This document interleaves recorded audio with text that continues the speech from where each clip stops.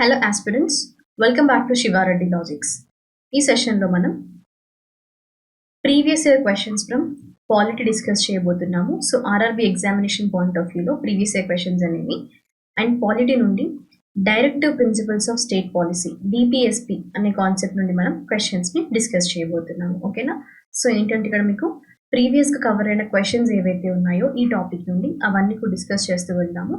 So by the way like మీకు questions cover అవుతాయి. క్వశ్చన్స్తో పాటుగా ఎనీవే కాన్సెప్ట్ అనేది like by the end class ఎండ్లో చూసుకుంటే మీకు కంప్లీట్ కాన్సెప్ట్ అనేది కవర్ అవుతుంది through all the questions and ఓకేనా. సో ప్రతి క్వశ్చన్ మనం డిస్కస్ చేస్తూ వెళ్దాము.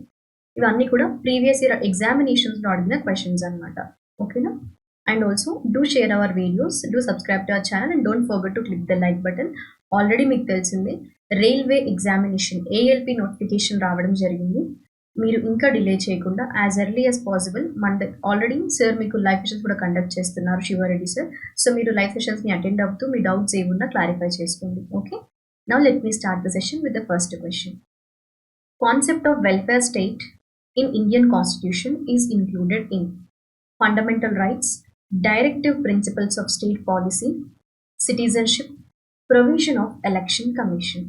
ఓకే, సో ఏమన్నారు? కాన్సెప్ట్ ఆఫ్ వెల్ఫేర్ స్టేట్ అనేది ఇండియన్ కాన్స్టిట్యూషన్లో ఇంక్లూడ్ అయింది ఎక్కడ అని అడిగారు.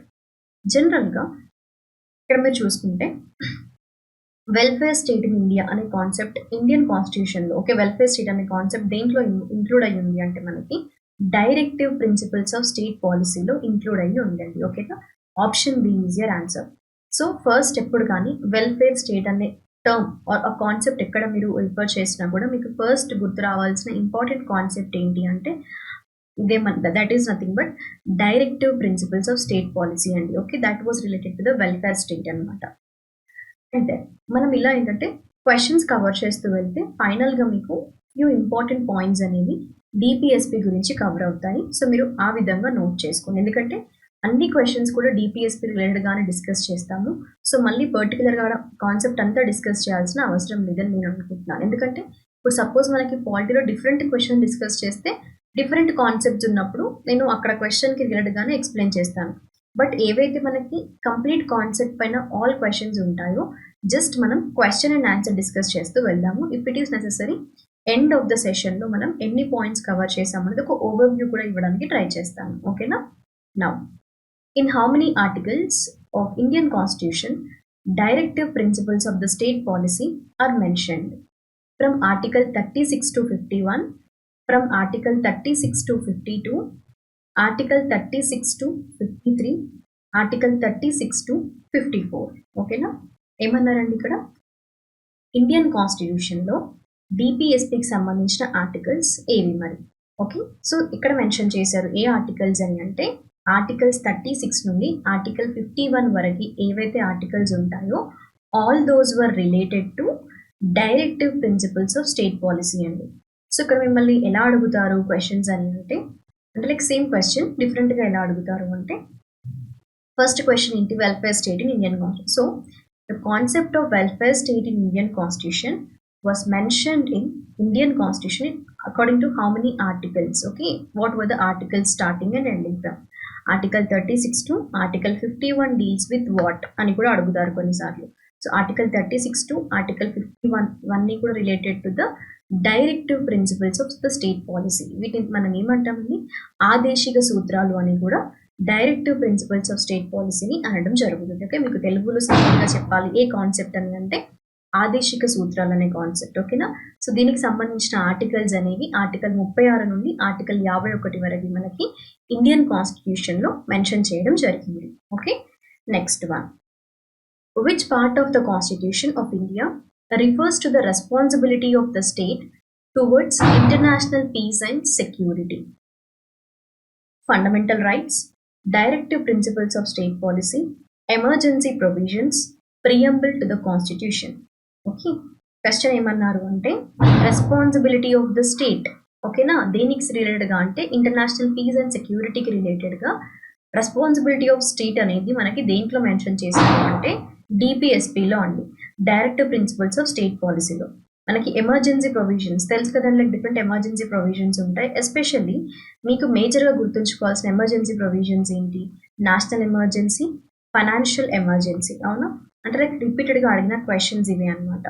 అండ్ నెక్స్ట్ ఇంపార్టెంట్ ఎమర్జెన్సీ ఏంటో నాకు కమెంట్ సెక్షన్లో మెన్షన్ చేయండి. ఓకే, ఎందుకంటే 3 ఎమర్జెన్సీ ప్రొవిజన్స్ అనేవి రిపీటెడ్గా క్వశ్చన్స్ అనేవి వచ్చాయి. బట్ మనకి ఇక్కడ కాన్సెప్ట్ ఏంటి అంటే మనం డిపిఎస్పి గురించి డిస్కస్ చేస్తున్నాము. Directive principles of state policy రిలేటెడ్గా ఉన్న క్వశ్చన్స్ని మనం ఇక్కడ డిస్కస్ చేస్తున్నాం. Okay, and next one preamble of the constitution. So preamble related ఏంటి అంటే just it is actually acts as an identity card to the constitution. ప్రియంబుల్లో ఉన్న కీవర్డ్స్ కూడా మీకు ఇంపార్టెంట్ అవుతాయి. అవునా? And then fundamental rights, 6 fundamental rights ఉంటాయి. ప్రీవియస్గా 7 ఉండే. రైట్ టు ప్రాపర్టీ అది ఇప్పుడు లీగల్ రైట్గా మారింది ఆర్టికల్ 300A ప్రకారము. సో అది డిలీట్ చేసిన తర్వాత ఫండమెంటల్ రైట్స్ ఇప్పుడు ప్రస్తుతం ఉన్నవి ఎన్ని అంటే 6 అండి. సో ఇవి రిమైనింగ్ ఆప్షన్స్ అనమాట. బట్ మేజర్గా మీరు ఇక్కడ చూసుకోవాల్సింది రెస్పాన్సిబిలిటీ ఆఫ్ ద స్టేట్ అనేది ఇంటర్నేషనల్ పీస్ అండ్ సెక్యూరిటీకి సంబంధించి కాన్స్టిట్యూషన్ ఆఫ్ ఇండియాలో ఎక్కడ ఏ పార్ట్లో మెన్షన్ చేశారు స్టేట్ రెస్పాన్సిబుల్ అనేది అంటే DPSP. Okay, directive principles of state పాలసీలో మెన్షన్ చేయడం జరిగింది అనమాట. Next one the purpose of the inclusion of directive principles of state policy in the Indian constitution is to establish political democracy, social democracy, economic democracy, social and economic democracy. Okay, అసలు Indian కాన్స్టిట్యూషన్లో DPSP అనేది ఎందుకోసం include చేశారు, ఎందుకోసం ఈ ఆదేశిక సూత్రాలని చేర్చడం జరిగింది. Okay, దాని ముఖ్య ఉద్దేశం ఏంటి? మరి పొలిటికల్ డెమోక్రసీని ఎస్టాబ్లిష్ చేయడానికా, లేదా సోషల్ డెమోక్రసీని ఎస్టాబ్లిష్ చేయడానికా, ఆర్ ఎకానమిక్ డెమోక్రసీయా, లేదంటే ఆప్షన్ బి అండ్ సి అంటే లైక్ సోషల్ అండ్ ఎకానమిక్ డెమోక్రసీయా అంటే యాక్చువల్గా డిపిఎస్పి అనేది ఇండియన్ కాన్స్టిట్యూషన్ ఇంక్లూడ్ చేసింది సోషల్ అండ్ ఎకానమిక్ డెమోక్రసీకి సంబంధించి. ఓకే, సో వీటిని ఎస్టాబ్లిష్ చేయడానికి సోషల్ డెమోక్రసీ ఇంకా ఎకానమిక్ డెమోక్రసీని ఎస్టాబ్లిష్ చేయడానికి డిపిఎస్పి అనేది ఇండియన్ కాన్స్టిట్యూషన్లో ఇంక్లూడ్ చేయడం జరిగిందనమాట. ఓకేనా? Next one though the directive principles of the state policy contained in the constitution are not enforceable by any court, yet they are fundamental in the governance of the country, binding on the state, enforceable at the instance of the President of India, superior to the fundamental rights.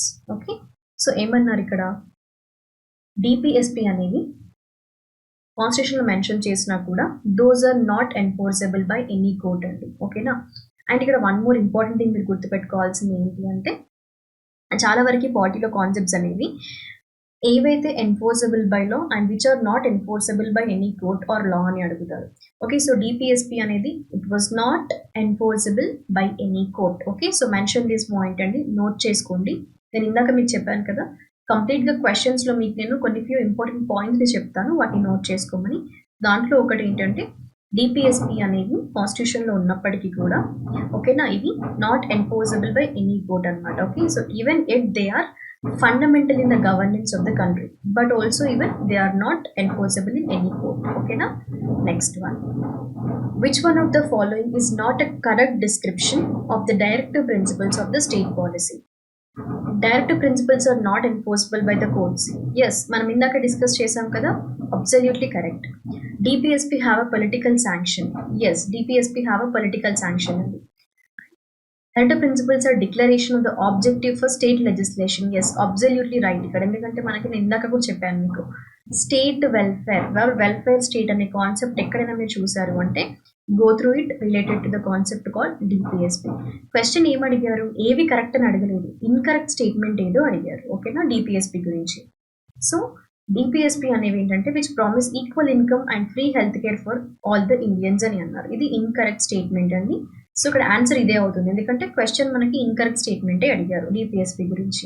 ఇది political sanction, will be having political sanction and ఇవి not enforceable by any court and even these are declaration of the objectives for the state legislation. Clear కదా ఇక్కడ వరకు మీకు? So ఇవి 3 important points అంటే like descriptive related to the directive principles of state policy. Okay, ఈ 3 పాయింట్స్ని కూడా note చేసుకోండి. Like it will be having a political sanction and they are on the declaration of the objective of state legislation and they are not enforceable by any courts. Okay na? Next one, which among the following was added to the directive principles of state policy by the 42nd amendment to the constitution? Okay na? General ga 42nd amendment ni mini constitution అని కూడా అంటారు. ఎందుకంటే Indian కాన్స్టిట్యూషన్లో ఎక్కువ వరకు changes, okay, many changes తీసుకొచ్చిన ఒక amendment ఏది అని అంటే 42nd అమెండ్మెంట్ అండి. సో దాని ద్వారా చాలా వరకు చేంజెస్ అనేవి జరిగాయి అనమాట కాన్స్టిట్యూషన్లో. అందుకోసమే 42nd అమెండ్మెంట్ని మినీ కాన్స్టిట్యూషన్ అని కూడా రిఫర్ చేస్తారు. అయితే డిపిఎస్పిలో కూడా 42nd అమెండ్మెంట్ చేంజెస్ తీసుకొచ్చింది. మరి అది ఏంటి, దేన్ని ఇంక్లూడ్ చేసింది, ఏది యాడ్ చేశారు 42nd అమెండ్మెంట్ ద్వారా అనేది క్వశ్చన్. ఓకేనా, సో మనం ఒక్కొక్క స్టేట్మెంట్ త్రూ వెళ్దాము. First one, equal pay for equal work for both men and women అన్నారు. Second statement, participation of workers in the management of industries. Third one, right to work, education and public assistance. Fourth one, securing living wage and human conditions of work to workers అన్నారు. అవునా, so ఇక్కడ major important area ఏంటి అంటే 42nd amendment to the constitution. Okay, so డిపిఎస్పిలో స్పెసిఫిక్గా add చేసింది ఏంటి అని అంటే 42nd అమెండ్మెంట్ ద్వారా డైరెక్ట్ ప్రిన్సిపల్స్ ఆఫ్ స్టేట్ పాలసీలో ఇంక్లూడ్ చేస్తుంది ఆప్షన్ బి అండి, participation of workers in the management of industry. ఓకేనా, దేంట్లో అండి, participation of workers in the management of industries. So దీనికి సంబంధించి 42nd అమెండ్మెంట్ అనేది డిపిఎస్పిలో యాడ్ చేయడం జరిగింది. ఓకేనా, next one, the directive principles of the state policy in the Constitution of India was adopted from Irish Constitution, Canada, Germany or Australia. So ఇక్కడ మీరు చూసుకోవాల్సిన concept ఏంటి అంటే డిపిఎస్ పక్కన పెట్టేస్తే మేజర్గా ఇక్కడ మీరు కాన్సన్ట్రేట్ చేయాల్సింది ఏంటి అంటే సోర్సెస్ బారోడ్ ఫ్రమ్. ఓకేనా, సో ఇండియన్ కాన్స్టిట్యూషన్లో చాలా వరకు ఏంటి అంటే మనం అదర్ కాన్స్టిట్యూషన్ నుండి కొన్ని ఇంపార్టెంట్ కాన్సెప్ట్స్ని బారో చేసుకోవడం జరిగిందనమాట. సో దాంట్లో ఒకటి డిపిఎస్పి కూడా. అయితే direct principles of state policy అనేది మనం ఇండియన్ కాన్స్టిట్యూషన్కి అడాప్ట్ చేసుకున్నది ఎక్కడి నుండి అంటే విచ్ ఇస్ ఫ్రమ్ ఐర్లాండ్ నుండి. ఓకేనా, సో అదేంటండి ఆప్షన్ ఏ, ఐరిష్ కాన్స్టిట్యూషన్ నుండి ఇండియన్ కాన్స్టిట్యూషన్కి డిపిఎస్పీస్ అనేవి బారో చేయడం అడాప్ట్ చేయడం జరిగింది. Okay, so these are adopted from the Irish constitution, from the Ireland constitution. Okay, option A is your answer. So ఇక్కడ మీకు కాన్సెప్ట్ కవర్ అయింది కదా. ఫస్ట్ బేసిక్ వన్ ఏంటి, డిపిఎస్పి ఏ కాన్స్టిట్యూషన్ నుండి బారో చేశారు ఇండియన్ కాన్స్టిట్యూషన్కి అని అంటే ఐర్లాండ్ లేదా ఐరిష్ కాన్స్టిట్యూషన్ అని కూడా అంటారు. Okay, next one, directive principles of the state policy are embodied in Part 2 of the Constitution, Part 3 of the Constitution, Part 4 of the Constitution or none of the above. Okay, so directive principles of state policy అనేది దేంట్లో పొందపరచడం జరిగింది. ఓకేనా, ఆదేశిక సూత్రాలని అంటే that was related to part 2, part 3, part 4 or none of the above. So ఏంటండి, DPSP అనేది ఈ ఆదేశిక సూత్రాలు అనేవి పార్ట్ 4లో మెన్షన్ చేశారు ఇండియన్ కాన్స్టిట్యూషన్లో. ఎన్నవ ఆర్టికల్స్ నుండి, ఆర్టికల్ 36 నుండి ఆర్టికల్ 51 వరకు, రైట్. అండ్ ఆల్సో పార్ట్ 4 దేనికి సంబంధించి మరి మనకి ఒకసారి కమెంట్ సెక్షన్లో మెన్షన్ చేయండి, ఫండమెంటల్ రైట్సా, ఫండమెంటల్ డ్యూటీసా. ఓకేనా, పార్ట్ 4Aలో ఏది మెన్షన్ చేశారు అనేది. ఈ ప్రాక్టీస్ క్వశ్చన్స్ నేను మీకు ఇస్తున్నాను, fine and good, but only కొందరు అట్లీస్ట్ ఒక మినిమం 5 మెంబర్స్ అలా ఆన్సర్ చేస్తున్నారు. బట్ వాట్ అబౌట్ రిమైనింగ్ అండి, ఇక్కడ మీకు ఆల్రెడీ నేను చెప్పాను ప్రీవియస్గా కూడా, మీకు అప్కమింగ్ ప్రతి ఎగ్జామ్కి కూడా సపోర్ట్ అందించే విధంగా Siva Reddy logics was here. Okay, so మీకు రిక్వైర్మెంట్ ఉన్న కంటెంట్ ఏది కావాలి అన్నా ఒకసారి కమెంట్ సెక్షన్లో మెన్షన్ చేస్తే we'll be coming across your comments and okay, we'll plan upcoming sessions anamata to provide for you in our YouTube channel. So do mention your comments and do interact with us through the comment section. Okay, next one, which one of the following is a real guiding factor for the state to meet social needs and for the establishment of the new social order? Okay, fundamental rights, preamble of the constitution, directive principles of the state policy, distribution of powers అండి. Real guiding ఫ్యాక్టర్గా especially స్టేట్కి. Okay, మనం welfare of the state అనే concept చూసినప్పుడు నేను ఒకటే చెప్పాను మీకు, సింపుల్గా మీరు గుర్తుపెట్టుకోవాలి, directive principles of state policy అనేది. Okay, so directive principles of state policy అనేది ఒక గైడింగ్ ఫ్యాక్టర్గా స్టేట్స్కి వర్క్ చేస్తుంది, అంటే వాటి సోషల్ నీడ్స్ని మీట్ అవ్వడానికి and also for the establishment of the new social order అండి. ఓకేనా, సో అది డిపిఎస్పి అనమాట. Next one, which one of the following is not stated as a directive principle of state policy in the Constitution of India? Organization of village panchayats, uniform civil code for the citizens, separation of judiciary from executive, rights of minorities to establish and to administer educational institutions. ఓకేనా? ఏమన్నారు? డిపిఎస్పిలో mention చేయనిది ఏది? ఇంకా article 36 నుండి 51 వరకు మనకి ఏమన్నాము? DPSP అనేది mention చేశారన్నాం. అయితే దీంట్లో కొన్ని ఏంటంటే ఒకటి one of the following statement అనేది డిపిఎస్పిలో మెన్షన్ చేయలేదు. ఇప్పుడు మనకి ఆర్గనైజేషన్ ఆఫ్ విలేజ్ పంచాయత్ ఇది డిపిఎస్పిలోకి వస్తుంది. Uniform civil code for citizens ఇది రీసెంట్ కరెంట్ అఫైర్ కూడా. సో ప్రాపర్గా ఈ టాపిక్ని చూసుకోండి. ఖచ్చితంగా మీకు అప్కమింగ్ ఎగ్జామినేషన్స్లో దీన్ని అడిగే ఛాన్సెస్ ఉన్నాయి. Separation of judiciary from executive, yes ఇది కూడా మనకి డిపిఎస్పిలో మెన్షన్ చేశారు. కానీ rights of minorities to establish and administer education institutions అనేది which does not comes under the DPSP. ఓకేనా? Next one, the instrument of instructions contained in the Government of India Act 1935, okay, GOI of Act of 1935, and which has been incorporated in the Constitution of India in the year 1950 as fundamental rights, directive principles of state policy, fundamental duties, emergency provisions. So నేను ఇందాకే చెప్పాను మీకు 42nd amendment అనేది mini constitution అన్నారు. ఈ విధంగా instrument of instructions అని దేన్ని రిఫర్ చేస్తారు జనరల్గా?